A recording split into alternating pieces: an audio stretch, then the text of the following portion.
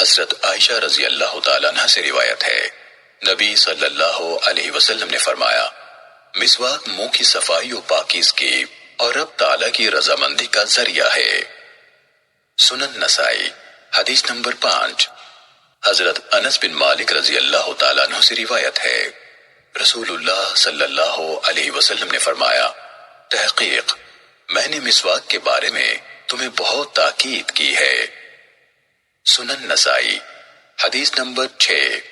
حضرت ابو ہریرہ رضی اللہ تعالیٰ عنہ سے روایت ہے، رسول اللہ صلی اللہ علیہ وسلم نے فرمایا، اگر یہ بات نہ ہوتی کہ میں اپنی امت پر مشقت ڈال دوں گا تو میں انہیں ہر نماز کے وقت مسواک کرنے کا حکم دیتا۔ سنن نسائی حدیث نمبر 7۔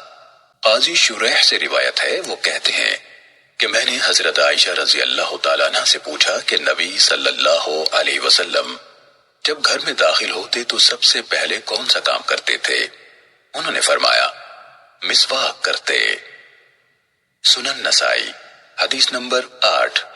حضرت ابو ہریرہ رضی اللہ تعالیٰ عنہ سے روایت ہے، رسول اللہ صلی اللہ علیہ وسلم نے فرمایا، 5 چیزیں فطری ہیں، ختنہ کرانا، زیر ناف کے بال مونڈنا، مونچھیں کاٹنا، ناخن تراشنا اور بغلوں کے بال اکھیڑنا۔